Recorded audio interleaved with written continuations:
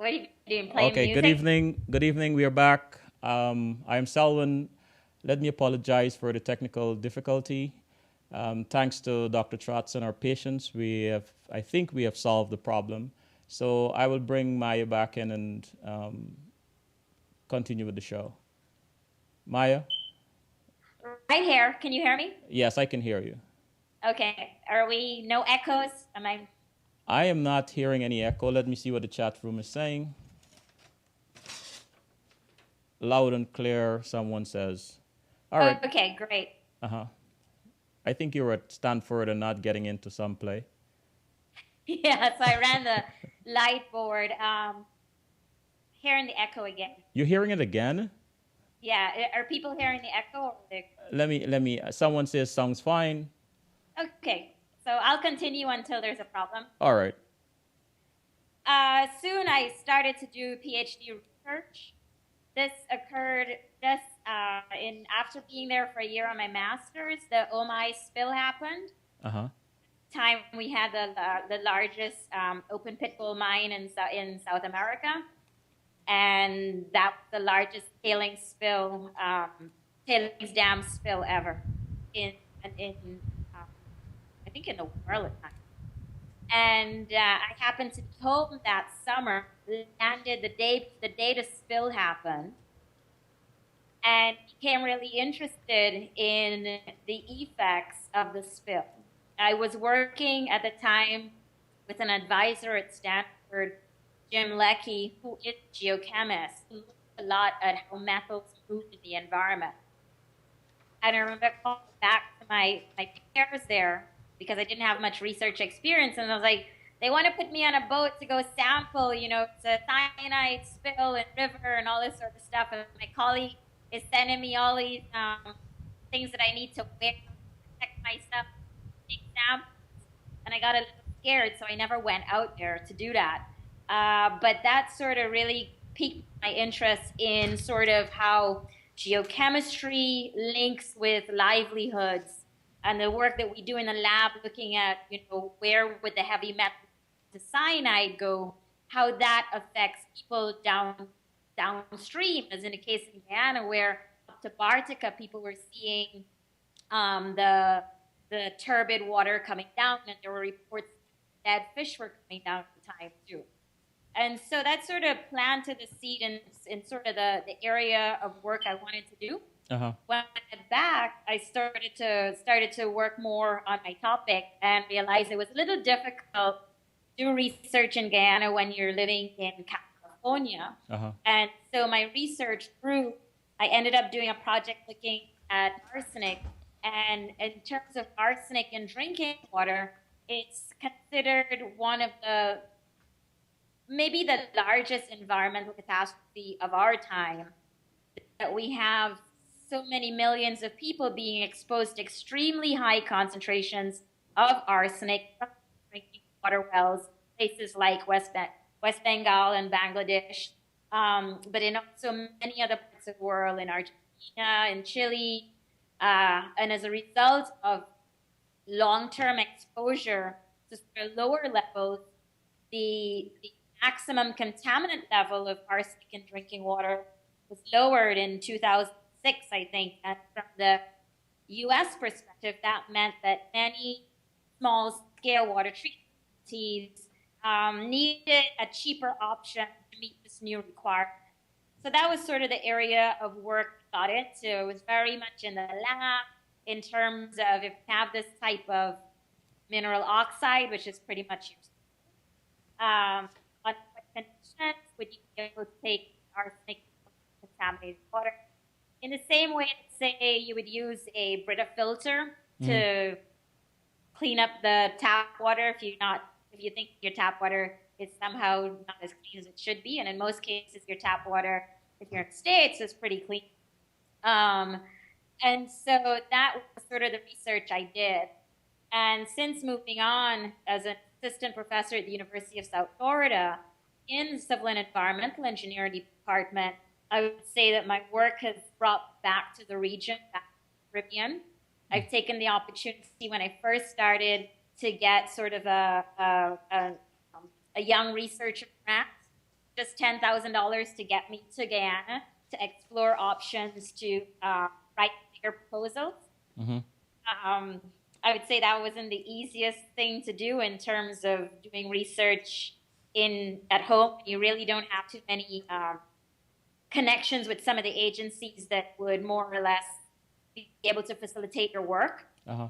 So I quickly learned to work with the non-governmental organizations, work with the international organizations, WWF Guyana's Conservation International Guyana were very supportive and appreciative of helping to advance my own research and give me new skills, and at the same time creating some synergy with some of the stuff I already know in terms of water quality and so on.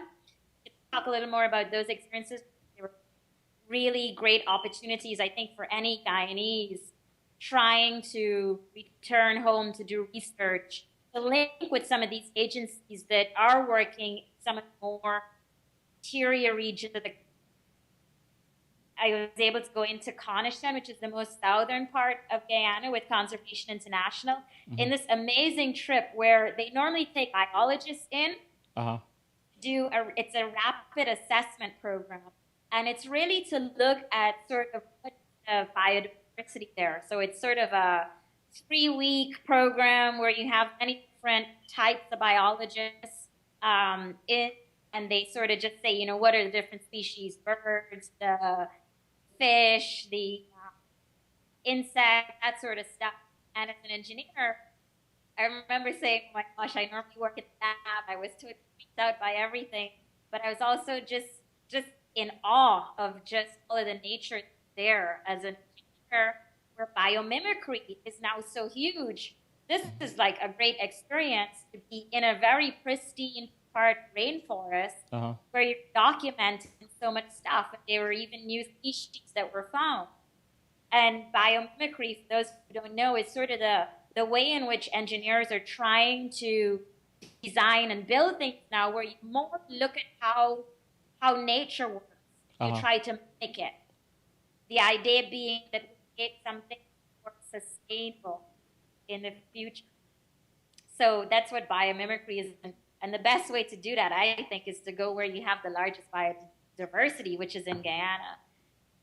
And I know you asked, like, who am I? And I think I'm telling you about the research and the work that I do, because I think that sort of captures a lot of who I am and what I'm passionate about. Right. And in terms of, you know, you mentioned that you were shocked I did theater.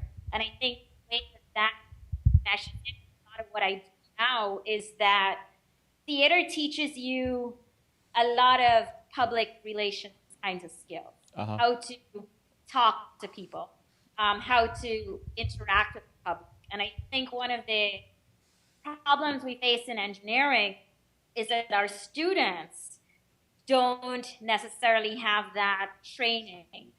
They're not accustomed to working with the public. And right now, engineers are being forced to do that. We have to train our students to do that. We're taught that we're as professors, we're now looking to create students who are more like a J student versus an I, just completely straight. They need to be broad. They also need to have depth. And in that broad part, it includes stuff like how do you interact with communities with whom you have to design something for? How do you work with communities so that you take their ideas and their input and include them in what you're going to design? It's not simply you're going in somewhere and designing something that's totally not involving people. And I see the theater as the strength right now because I think I have the ability to communicate engineering needs to a broader public, which is where I am in my career right now. Wonderful. And I'm sure many of our communities thank you for that, and because that is so very important. Oftentimes, or I guess in the past, engineers would go into certain environments. Africa is littered with such historical events. Go into in certain environments, and they just build what they think the people need, without you know trying to find out exactly how what they build can work synergistically with the natives or the people. So that's a very good thing. My somebody here in the chat room says, Kali says, "Hi Maya, kudos on your amazing accomplishments. What drives you?" I think in my field, in environmental engineering, Uh-huh. we are I deal with water issues, and water in general is something that is a basic human right. And so there are many issues in terms of how do you pay for the service and provide service for people so that they can afford to have this basic right. And so in the field, it's not something when you compare your water bill, say your electricity bill, Uh-huh. or to what you spend on the internet each month or your mobile phone, Uh-huh. what you pay for water pales in comparison. In many places, it's highly subsidized by government, but it's sort of not that money-making field. It's that silent field. We always say in engineering, civil engineering, that all of our pipes are underground. So a lot of the underground stuff show you how much our worth is hidden. Mm-hmm. We don't show it. We don't flaunt it. We don't say that without a toilet flushes and goes into a sewer or a septic system, then you would probably be sick or dead. It's not the type of thing that is discussed Right. every day when we talk about technology and advancement and all these things. And then what we like is My that my only 67% of the world has access to safe sanitation. We have 1.1 billion people uh-huh. who shit in the open. And that's a travesty to me. And so we have 758 million people in the world who don't have access to clean water. When you talk about the number of people who die or the number of children who die from the lack of access to clean water, the number is significant and much higher than many of the other illnesses and atrocities that we spend so much more money on. Mm-hmm. And I think our field right now, this is the environmental engineering field, I think it's critical that we start to discuss and bring these things to the forefront and look at different ways in which we could really shake things up and say this is just an atrocity. Mm-hmm. Right? Why are we buying materials from country or when they still have a majority of folks who shit in the open? Right? Why can't we change that very quickly? We have to start caring about these things now that we are much more interconnected as a world. This information is easier to get out there. And so what drives me is sort of how do you communicate this stuff to people who are your friends, your family, so that they start to care about these things and we start to make a difference in the world. So that the students I teach and the research I do, we don't have to go around the world sort of digging in somebody's lecturing to figure out how to make this thing more efficient, right? We would have the funding to have it done. Governments would be putting it in. Corporations that have, businesses in those places will be putting it in because they are supposed to put it in. They should. So that's sort of some of the driving forces right now. I think academics right now, especially academics in the States, people are questioning why would you go to college? Why should we send students to the university? So I think education is a battleground, and those who really believe that that an education is important to young folks and to any folks, in fact. I think the driving force there is that we have to drive home the point that this is important, that it makes us create a more sustainable world, and it helps if people can make informed decisions based on understanding the critical issues that they need to understand. Maya, while on that subject, that was such a that was a mouthful and so much to digest, but I got the gist of it. Can you hear me? Yes. Okay, good. You're now in the Caribbean, in Barbados to be exact, and with this whole environmental thrust, how do you find the attitude towards what you're doing in the Caribbean? It depends. Well, I think when you speak to people and you talk about, sustainability, which is that you look for sort of holistic solutions that take into account social issues, economic issues, and environmental issues. In its most basic form, it's the intersection of those three, right? Mm-hmm. And so when you talk to people about, what might be a sustainable solution, you do this or do that, any regular person in Barbados. Maya, Yeah. I think we lost you there for a moment. What I would suggest is that we take a short break, and when we come back, we will address that again. And there's some comments in the chat room I would like to address. Okay? Sure.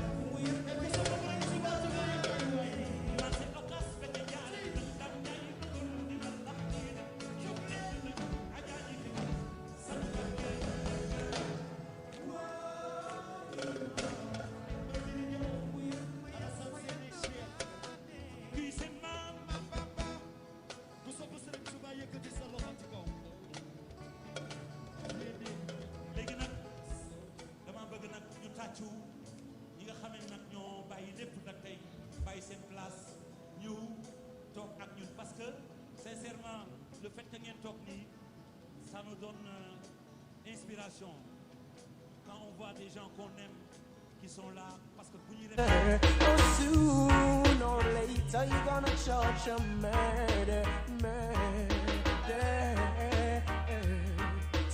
An accredited mortgage professional, Ray C. McMillan has been involved in the investment, banking, and lending industry since 1994. With years of experience as an investment advisor and financial advisor, Ray has provided hundreds of clients with investment advice and underwriting personal loans and mortgages.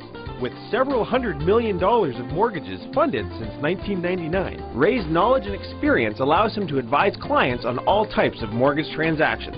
Whether you're purchasing your first home or looking to purchase a rental or investment property, Ray can help you manage the process from first meeting to getting the keys. For mortgages made simple, contact Ray C. McMillan. Mortgages offered under license through Home Mortgage Consultants, Inc., Ontario License 10512. An accredited mortgage professional.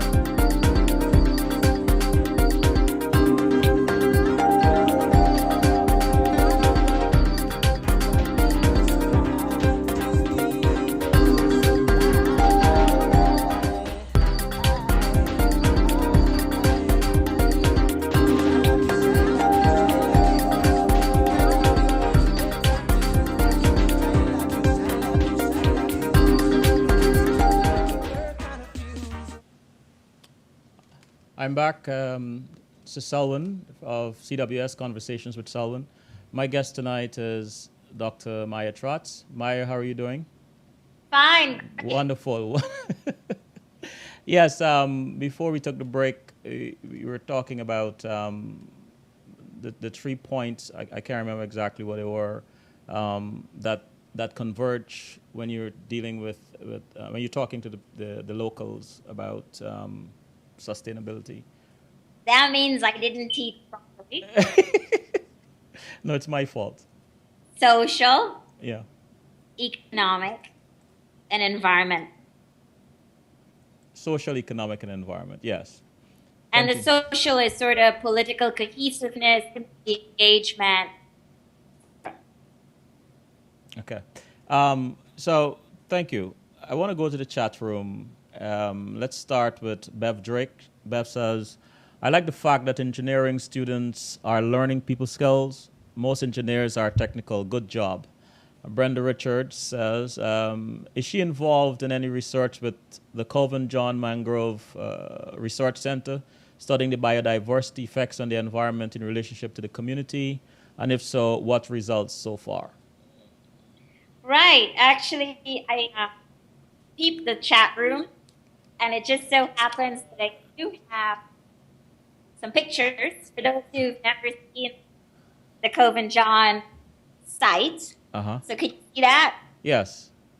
Okay. So last October, I did a workshop in Ghana called Climate Change Water, and it was with the IAD.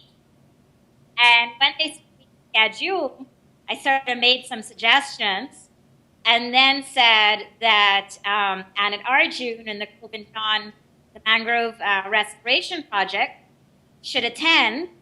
And not only that, maybe we should go do a visit. So the final day of the workshop, I think about 15 of us maybe went up to site and we got a tour. And for those who don't know, it's an EU-funded project.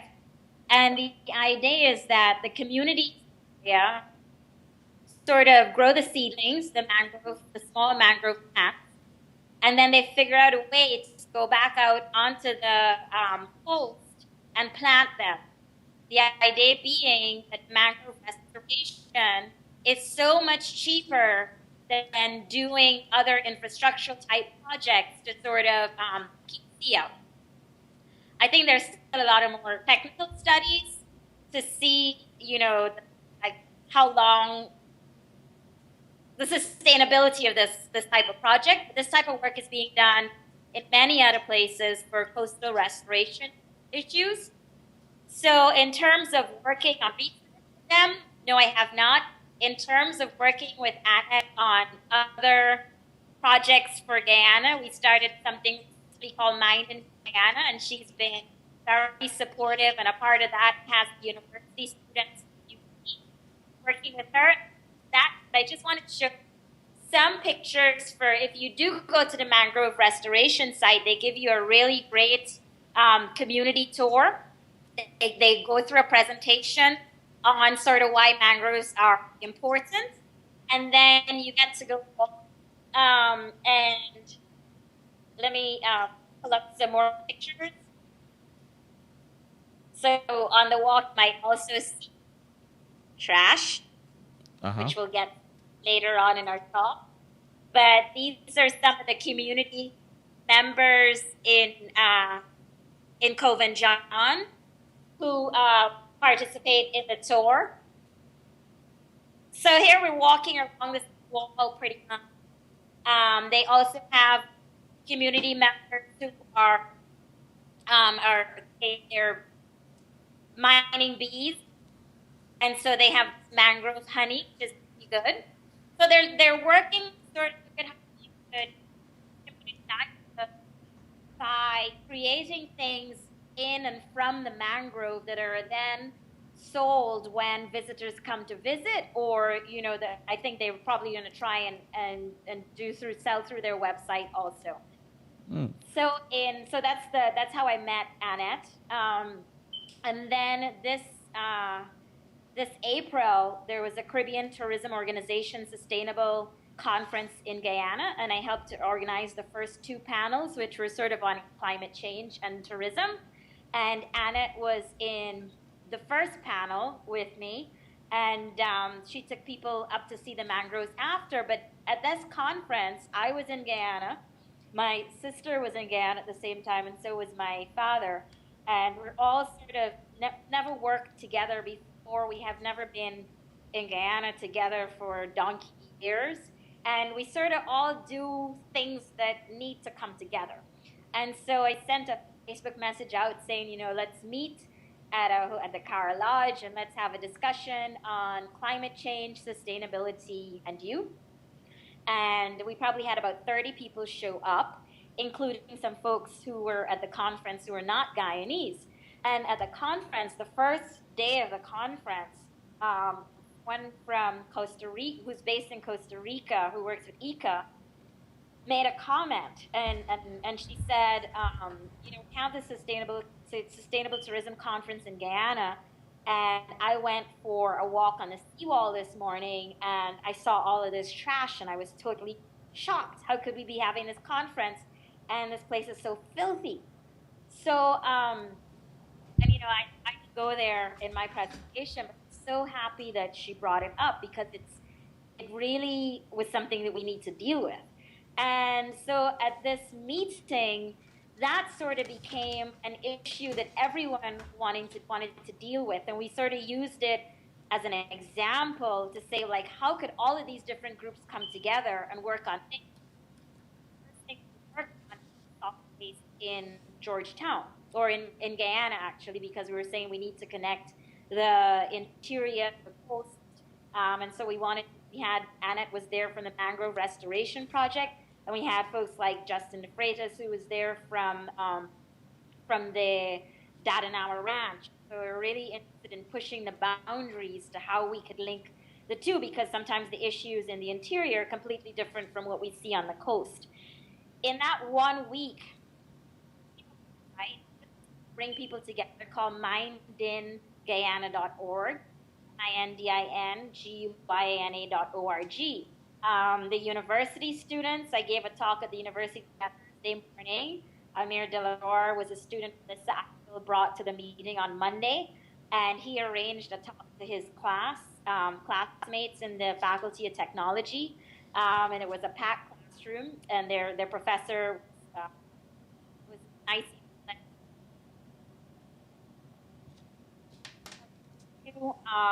On solid waste and sort of how they could get involved.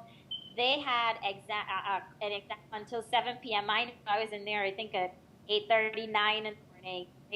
Exam finished maybe around 8 p.m. and they would come after to the meeting, mm-hmm. and I think I still owe them drinks because I take them for drinks after. That meeting, we said, okay, let's break the groups. And let's work on things. On the Monday meeting, people wanted to do a petition to Parliament on waste. And this was David Singh from Conservation International, Guyana.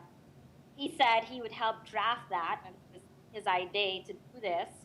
And he said he needed certain things, in terms of solid waste. All of these things needed to be answered.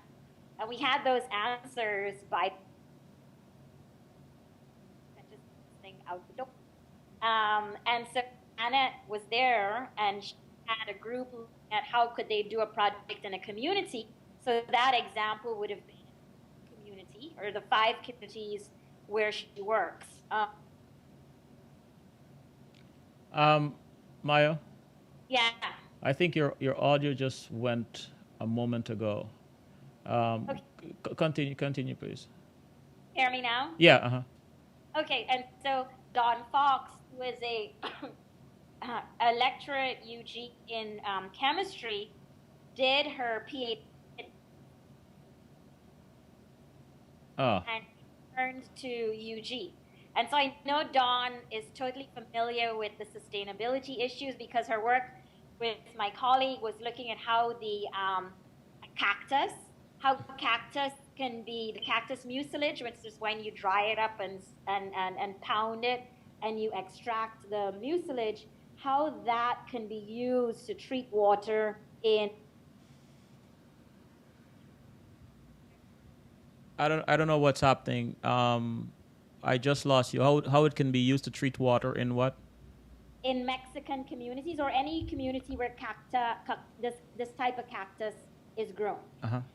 And my colleague grew up with looking at her grandmother sort of taking dirty water, and I think she said she would boil the cactus with it and then scoop up the dirt part. But it's something that she got from her grandmother, and as she became as she became a professor and so on, she did research looking at what exactly in the cactus was working to treat the water that her grandmother used to do. Mm-hmm. So she did a lot of surface chemistry work. Her name is Norma Alcantar, and she's a professor in chemical engineering in my school. And so Dawn is really familiar with this type of work, and she'd done this stuff before master's and undergraduate at the University of Guyana, and I think she did her master's in Australia or New Zealand. But so Dawn came to the meeting, and Dawn teamed up with Annette, and by that Sunday, I think the university students had already gone up to the mangrove site, Uh-huh. and I think by the next week they had launched a challenge to the community, I think, which should be going on this term when the kids go back, and it was to see who would have the cleanest community. And so this is something that I think Annette and Dave Martins put up the $500,000 as a gift for that. And the university students, I haven't been in touch with them in a few weeks actually, when their finals started happening, so maybe two months, no, but it's on Facebook. All right. It just happened. The last second of the last statement we didn't hear. Okay. Are you okay? So the university students, when I look at what they were doing, I was like, what's that? Mm-hmm. They're like, oh, we're trying to build a plastic raft to sort of use in the tourist piece of the mangrove site, because they were looking at how could you use all the plastic bottles there for some better purpose than sending it to the landfill. And then sort of how do you get rid of the plastic bottle use in the first place? Since this project started, I think President Ramatar announced that Guyana was going to become free of styrofoam. Uh-huh. I think I read this on CNN or one of the U.S. newspapers also. So it was released to the broad public in the world, and we need to keep following up on that to find out, it's been 1 month, 2 months, where is this going? I know recently they said one of the importers for these containers had found an eco-label or eco-label something, and so I'm not sure what kind of material they're bringing in. But those are the conversations that I think as Guyanese we need to start having. What are local that we could make, or what are different ways in which we could use and produce materials so that we really reduce our waste, the amount of waste that we see on the streets everywhere, and the amount of waste that goes to the landfill. Well, to speak to encouraging, Guyanese, I think cyberspace is a good vehicle. Many communities have used it and leveraged it to get their messages out. So maybe that's something that we should look into, and have launch a concerted effort to hold each other accountable. I think responsibility and accountability are very important facets in such an endeavor. But I want to go to the chat room because I don't want to forget our friends there. It's very important to our conversation. Henry says, question for Maya from Stanford, PhD student. For Maya from Stanford, PhD student from Trinidad. Can you talk about trying to strike a balance between research topics that are likely to get funded versus those that, versus those that actually have a practical question continued, practical to communities. Let me see if I can. Did you get it? Or you want me to try reading it again? Okay. Got it. Okay. I wonder Cool. if that's. I can't see the chat room. Is that Henry Burton? No, it just says Henry. Okay. All right. So I guess I could tell you about some of the projects that we have funded, which are really about the community aspect. Uh-huh. And at USF, my mentor, who came in 2008 from Michigan Technological University, Jim Helsick, he and is one of the champions of sustainability from the environmental engineering perspective.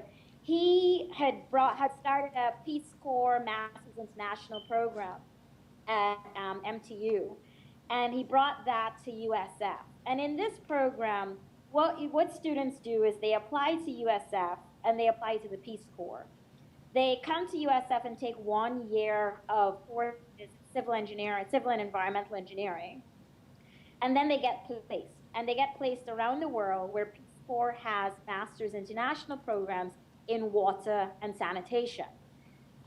Many of our students are actually getting placed in science education also, but it's really a water and sanitation program. Mm-hmm. They spend 2 years doing research in communities, and many times when we write a lot of our other grants, we're writing in the Peace Corps program because we're saying this is where our students get that community engagement, community participation, cultural, issues. They're getting all of this training because the Peace Corps puts them through, I think it's about a whole semester's worth of this training where they live with the host family. They learn the language, all of these things. And so we're saying that this is what engineers need to learn to do. And then they work in their communities and they work on projects that the community wants, right? So it's a water and sanitation thing. Community might want a way to treat its wastewater. It might need to get clean water, so they would be putting in, wells or spring boxes, that sort of stuff. And in the meantime, they have to flush out a research topic that they would work on to satisfy a master's research project. So they have to write a thesis. So when you read blogs of our We just happened again. I don't know. So, but they every day, they would tell you how many latrines they've built, how many wells they've dug, how many, students they've taken to some Women's Day. I mean, they're just amazing kids. Mm-hmm. And they do this master's thesis, which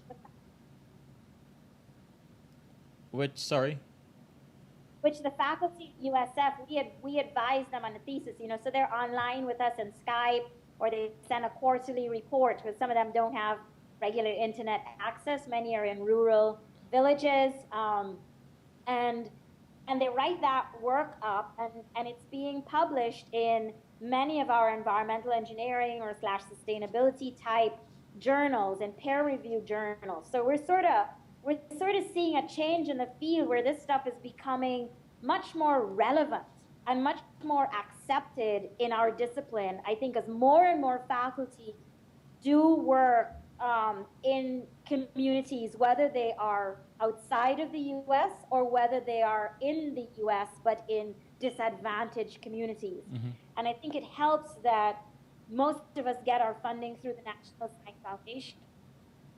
And NSF has many programs that force you to sort of consider this issue of broader participation. Mind you, you'll have the typical professor who says broader participation is, I go and I give a talk at my regular conference, and I attend meetings, and I bring in students and train students. For some of us, broader participation is we are going to make our students take courses in education. They are going to work with middle and high schoolers and with teachers so that they get to know how to communicate to various audiences. We are going to team up with various universities around the world so that our students get a global perspective. We just got a Partners in International Research and Education grant that I think is about to be totally approved and funded. We're working on budget issues. But grants like that sort of are trying to make U.S. students more globally marketable. And so the grant that we have looks at sort of wastewater as a resource. So everything in wastewater, we want to know how to optimize and use it. So we get energy back, we get our nutrients back, our nitrogen and phosphorus, and we get water back. and that we could use it for multiple things.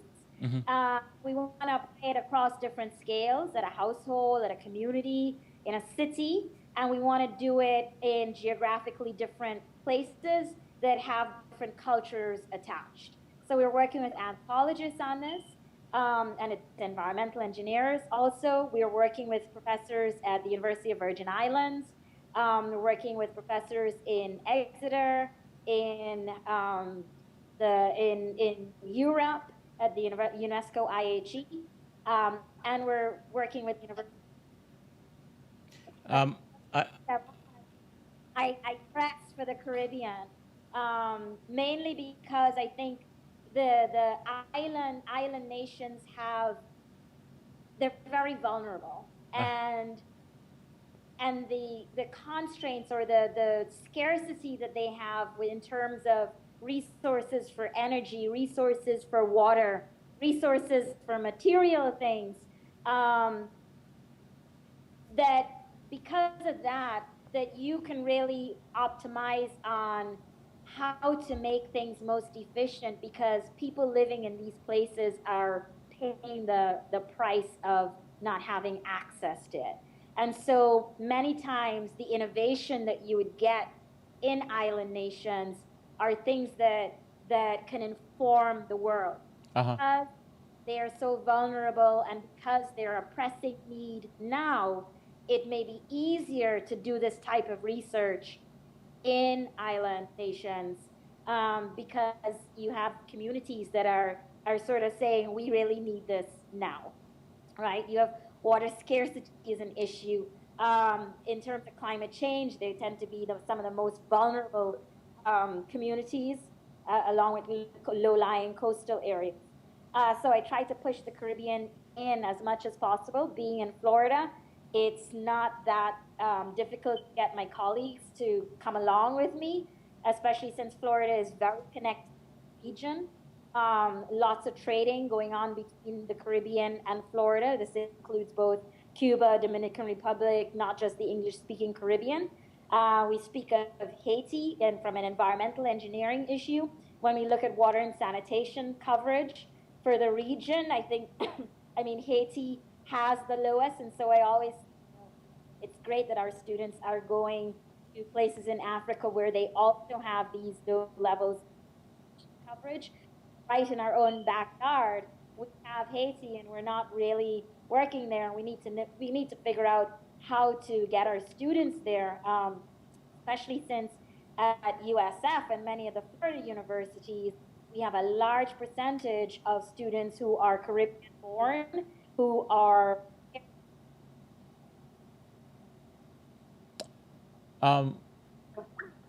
we just lost you for the last two sentences, especially students who are Caribbean born. It's just saying that in Florida we have a large Caribbean population. Okay. You know what I listening to this, and I'm just curious, Maya, knowing the nature of island nations and including Guyana. What kind of resistance do you get to this effort when you go into these countries or you approach the governments? Are they usually cooperative, or do people resist what you're attempting to accomplish? I have not, in terms of, we have not really worked with, I don't know, work a lot with universities, or we work a lot with non-governmental organizations. Okay. In the project I'm doing now, we're actually working with the Ministry of Education in 18 Caribbean countries. So, and it's I could talk about it a little bit. It's going to be coming soon, and it's been a great experience so far. I think what you find is, because you can have these discussions where people want answers. You know, in Guyana, people want to know, what do we do with our plastic waste? Mm-hmm. I have a friend, Dio Prasad. He kept saying in the meeting, you know, at the end of the day, when I go back up to Mahaika, and that community wants to know, all of this waste that is not being collected, is not being taken anywhere, what do we do with it? And his question was, do we burn it or do we bury it? These are technical questions that folks want answers to. And that's something that you hope that engineers like myself could at least start a discussion and say, well, here are some options. Here are what people are doing. You got to try it. Link with the university. Give the students some access to resources so they can do these projects as their senior projects in school or even as in their classes. That's what we're doing with a lot of our courses in my university. We're looking at how you turn everything around so that our students are doing something that is practical and useful and has some good to the local community. Where USF is located, the same way as where MIT was located when I was going there, and Stanford, close to where they were located when I was going there, not Palo Alto, but East Palo Alto. Many of these universities are located to communities that are suffering. And unfortunately, it takes a little while. And then next thing you know, all the people who were suffering have been booted out and gone somewhere. But we really need to make our students sort of look around the neighborhood where the university itself is and use those as projects so that we start improving where we live. And many universities, USF is a community engaged university. That means that your classes do a lot of service learning where students work in communities on their projects related to a class, but they also document sort of, what's their experience in doing this service learning thing. And engineering is sort of adopting that now. And there are many studies looking at your control group who does normal project in the class that is not necessarily linked to a local or even a real community. And then you have students who are actually doing their projects with a community, working with someone there and looking at the performance, what it is, are they doing better, are they learning more, are their communication skills better? As engineers, we have to fulfill certain things for our requirements, for our ABET requirements, for accreditation. And you have to show that your students have acquired these skills. And we're finding that maybe in some instances, things like communication are much in these types of projects. So I have all of my colleagues when we grants, they are, I work in East Tampa, which is a disadvantaged community close to where US is. And now all of my colleagues are willing to do projects there. My colleague does this capstone engineering course, which all students have to do. It's a design project, and we actually worked with this Tampa water department in the community where I've been working on stormwater projects with the community and with the schools.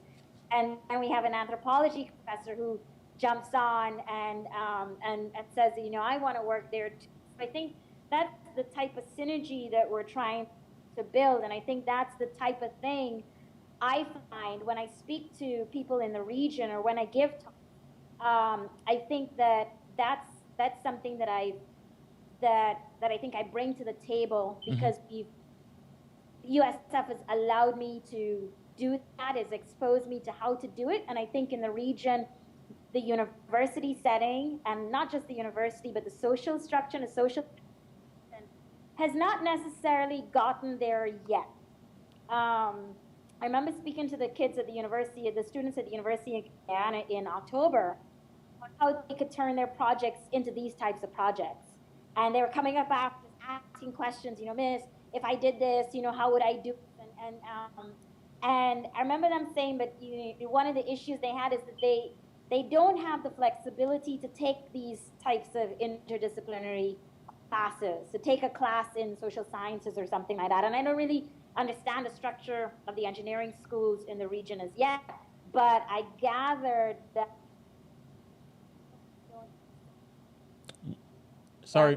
Sorry, Maya, you gathered that what? That many folks from different disciplines, especially engineering disciplines, we're not together as yet, and hopefully that's something that will change in the years to come. Maya, I just want to interrupt for a second. I want you to talk about this project that you're working on, but we're going to take a break first. But before we go to the break, I just want to go to the chat room and read some comments there. QDP asks, she says, environmental engineering with focus on water quality, great. What are your thoughts on the impacts of climate change and sea level rise as it relates to water quality? Maybe with a focus on Guyana is already below sea level. Well, in the case of Guyana, I would suggest that maybe something that you could do is go to GWI and ask them if you could do a study looking at, say, if you're looking at saline intrusion into the aquifers, just ask to do a study at all the wells along the coast to look at what salinity values look like. So one of the issues with climate, with a rising sea, in addition to increased pumping of your groundwater wells, so you're pumping more than is being replenished in terms of fresh water into the wells, and at the same time, you might be having an increase in your sea levels, but even without an increase in your sea levels, you still, because you're pumping more than you should, than replenishing, you have what's called saltwater intrusion. And so an easy test is just to work with GWI and take samples of what your salinity looks like along the coast. And I recommend to the person to actually ask GWI for that data and see if they've been collecting it. That would be great. I think they have some new wells that have been funded by the IADB and the World Bank, and that would be very good for a study to follow up on, if not through GWI, through the World Bank and IADB to ask those questions. Wonderful. So we'll take a quick break and come back. I want you to tell us about this fascinating project you're working on. Sure. All right.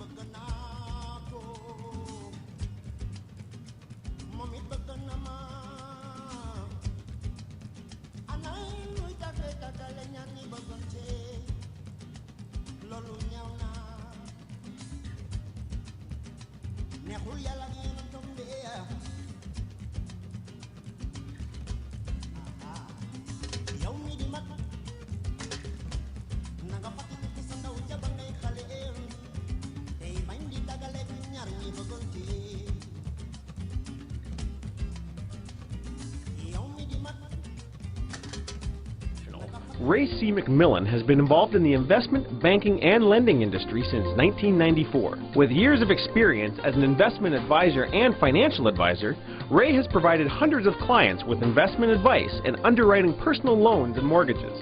With several $100 million of mortgages funded since 1999, Ray's knowledge and experience allows him to advise clients on all types of mortgage transactions. Whether you're purchasing your first home or looking to purchase a rental or investment property, Ray can help you manage the process from first meeting to getting the keys. For mortgages made simple, contact Ray C. McMillan. Mortgages offered under license through Home Mortgage Consultants, Inc., Ontario License 10512. An accredited...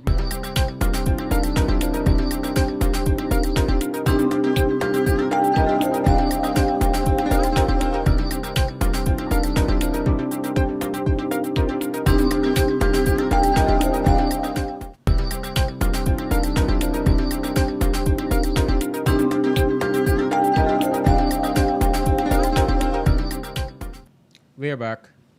Hello, Maya. Hi. Wonderful. So, yeah, so you were telling, before the break, you referenced this project that you were working on in the Caribbean.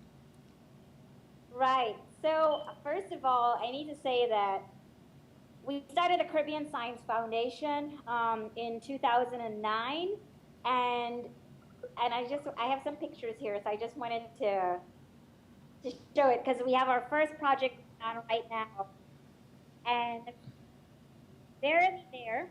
Uh-huh. Those are 10 students from 6 Caribbean countries who are getting a talk yesterday from Professor Harold Ramkisoon from Trinidad and Tobago, who is a math professor. And in introducing him, I'll show you someone else. So this is Professor Ramkisoon showing the students how math relates to real things. And so he was showing them how a mathematician designed shape of Concorde. And the students went to visit the Concorde that's parked here in Barbados. But just let me find this other picture because the person introducing him was Professor Cardinal Ward, who is a professor of electrical engineering at MIT, and he's Barbadian. And Cardinal, in introducing Harold, Professor Ramkisoon said that, years ago at a Carry Science meeting, Professor Ramkisoon had broken people up into groups and had charged Cardinal with sort of starting something on science and technology and innovation in the region. And Cardinal's group sort of led to this thing called the Caribbean Science, Technology, and Innovation. They had some other name before that.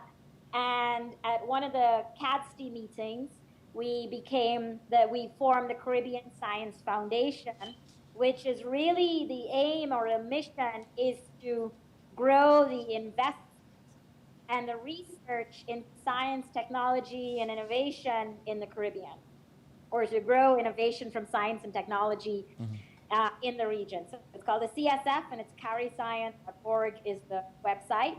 Or Maya, give us that website again, please. CaribbeanScience.org. Okay. Yeah, and so last November we had a meeting here in Barbados. We have a meeting every year, and our next one is October 5th and 6th in Grenada. But in November we met here in Barbados, and for those of you who are Caribbean and have been out of the region for a while, to me it was so amazing. We were in the conference center from 8 a.m. 6 p.m. every day, no windows or anything, but the energy was so high. It was so great. There was so much excitement. I was so enthused after. And the Sunday, we were having our governing council meeting, and the president of Sagicor hosted it in his office. 8:30 on a Sunday morning. I got there like at 8:29, and he's at the door saying, "You're late," And we sat, and he realized, he's like, "Wait, you guys have never met face to face?" And we're like, "No, everything's been done on the phone or on the email." And this is the kind of group where,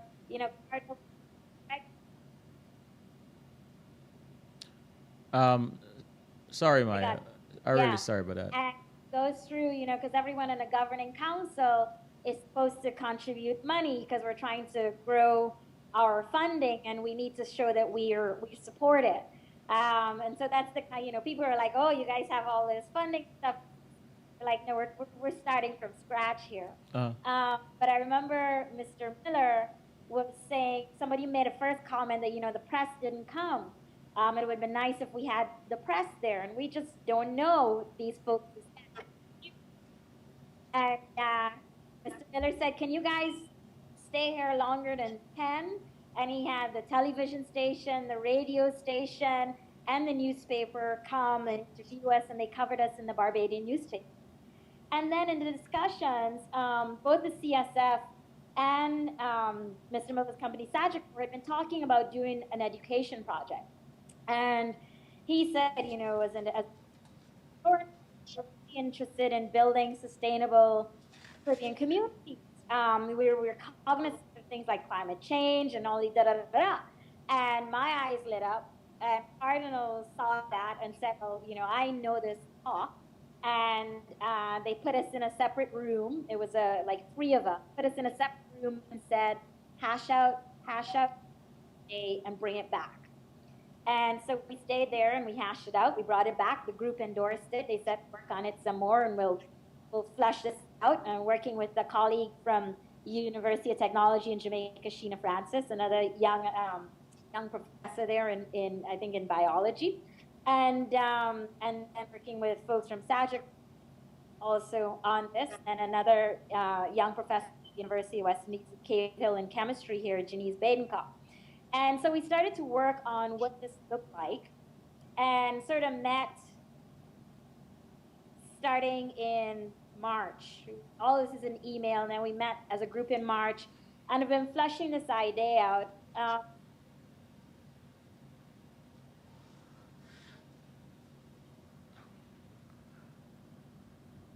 Lost it again, Maya. You go- Because Jules, because we're in Barbados, he attended the meeting because I was like, let's see if there's synergy here, and there's a lot of synergy. So the three groups, the Caribbean Science Foundation, the Caribbean Examinations Council, and Sagicor, are working on an educational project for the region, and we have a few in mind, but the first one that's coming out will be working with our high schools in the region, looking at a sustainability challenge. And you should be hearing more about this starting October. In January, the website is going to allow public voting on the challenge the students are doing. We're going to be working a lot with teachers in terms of giving them materials to prepare them for how would you design something, how would you get kids to work on projects that deal with sustainability? How would you get kids to deal with projects that deal with sustainability and show how you would use science, technology, engineering, and math to do that? We're sort of working, tailoring the challenge so that students, are familiar with the SBA that they do for the CXC or the CSEC. And so we're trying to tailor that so it matches something that they're familiar with. The way we're designing this, we're hoping that mentors come on board. And so hopefully I'll be back online, Selwyn, talking about this when our website goes live, so that we do have many people excited and willing to work on it. Yeah. Well, sorry. I'm sitting here. I'm sitting here hoping that you would offer to come back as soon as possible, because you're whetting our appetite, and I'm sure many of our listeners would like to know more about this. I know you're a very busy person, and during this conversation, I'm sitting here wondering, how does she keep up? How does she manage all of these different parts and still have fun? Because I know you do have fun, Maya. We all do, right? Yes, you do have fun. And so, going back to this project, I hope I'm not being presumptuous. I'm inviting him, leaving the door open for you. When can you come back? I mean, how soon can you come back to talk about this? I think ideally it would be the first week in October when our website goes live. First week in October. Maya, can I hold you to that? That would be great. Hold me to it. I'll hold you to that. The first week in October. Okay. Yes. Audience, you hear on CWS, Maya declares that she will be coming back the first week in October to give us an update on this project, this very important project. All right. The project is going to be national. And then we'll have a regional competition also. And then we'll have an opportunity where the folks at the national level, so a student and a teacher, will get an opportunity to come to Florida so that they can experience things like the Epcot Center, their whole immersion section, their whole living with the land tour. They'll be able to go to the Kennedy Space Center where they get to meet an astronaut and have lunch and ask questions, to the Museum of Science and Industry in Tampa. We're working on all of these details, and I know the Bishop's High School Association, they've already told them about it. They're already willing to help host the group when they come through Miami, because I envision we land in Miami and jump on a bus and do this tour, meeting the diaspora, the students, meeting, for example, in Tampa, where I work with high school teachers and middle school students and so on, having some type of environment where these groups of students can meet and see what type of synergy they have. And Bishop's High School, you mean the Alumni Association in Florida? Wonderful. So if someone else, if another organization wants to make a contribution? How do they get through to you? How do they participate? Well, in this project, we have not come on board as yet with that. In terms of if you're in a Florida group and you want to help host or something, I think we'll be releasing that later. Okay. But in terms of the Caribbean Science Foundation, another project that I think I see a lot of Guyanese have been asking about, especially because no Guyanese students are a part of it this year, is something called the SPICE program.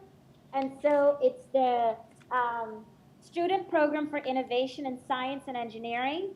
It's a 4-week program that we started here at the University of the West Indies at Cave Hill, where it's immersing students in a science and engineering experience that is kind of like college-like, but they also have very hands-on. They're doing an underwater robot that was that's sponsored through the MITC grant program.